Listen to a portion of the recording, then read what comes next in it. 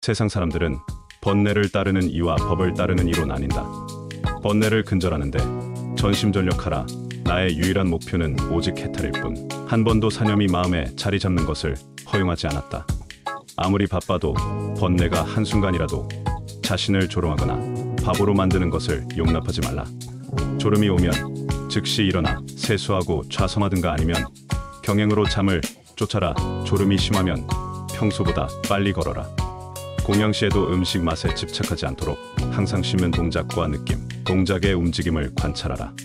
맛에 탐착하면 마음 수련이 되지 않는다.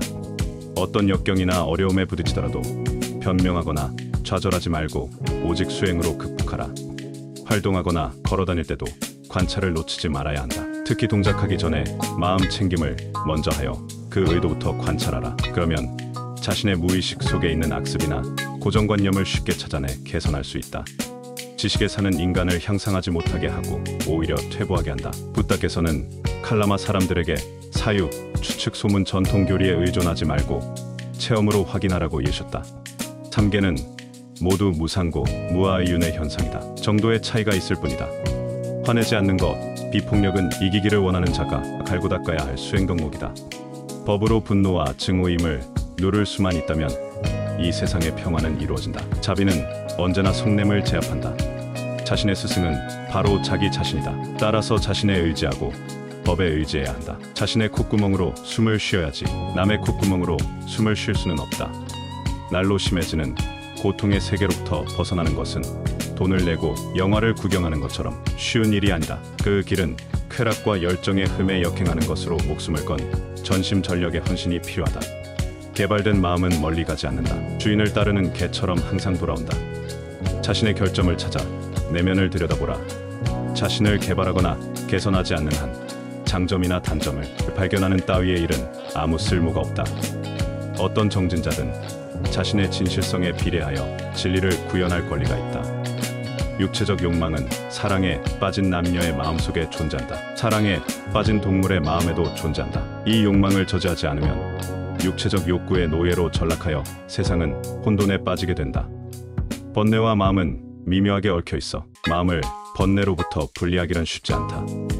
마음 챙김을 놓치는 순간 번뇌는 마음을 다시 휘젓고 다닌다. 마음 챙김의 방어선을 항상 지켜내야 한다.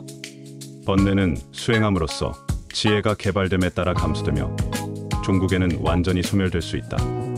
번뇌가 일어나는 곳은 어디든지 마음 챙김과 지혜로 무자비하게 공격하라.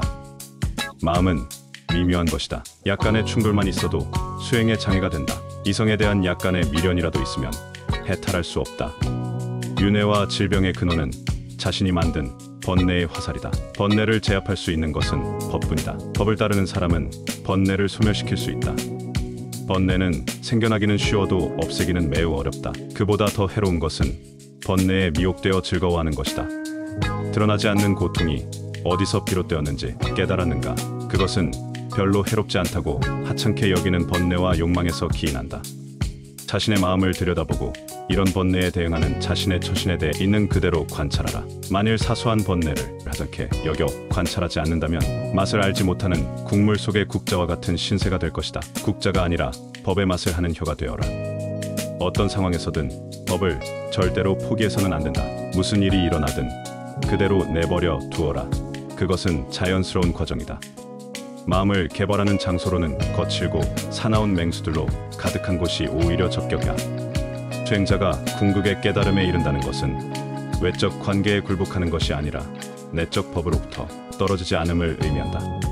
수행하는 동안은 절대로 노력을 게을리할 수 없다. 교활한 속임수로 공격하는 번뇌에 대항하여 진심, 마음 챙김, 선정, 지혜와 결합된 정진력으로 계속 싸워야 한다. 계행을 지킬 필요가 없는 것은 죽은 시신뿐이다. 모든 계율은 마음 관찰에서부터 시작되어야 한다. 마음의 제어는 말이 제어, 행위의 제어의 근본이다.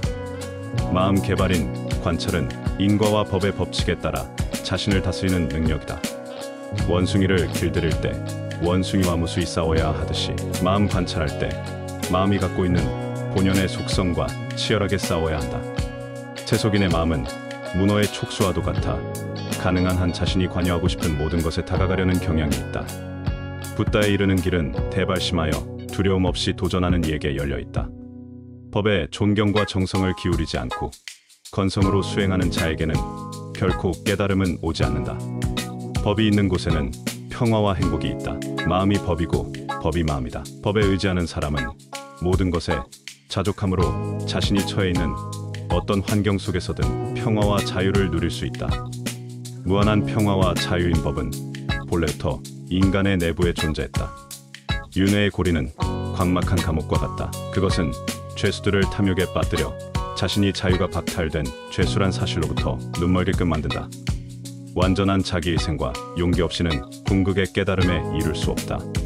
고의 경로한 폭풍을 잠재울 수 있는 것은 마음 챙김과 지혜뿐이다. 죽음 앞에서 몸이 해체되는 순간은 고의 위협적인 힘이 절정에 달하는 순간이다.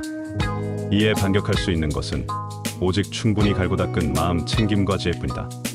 죽음이 두려워 수행의 고삐를 늦추어서는 안 된다. 목숨을 건 노력 없이는 법의 경이로움을 깨달을 수 없다.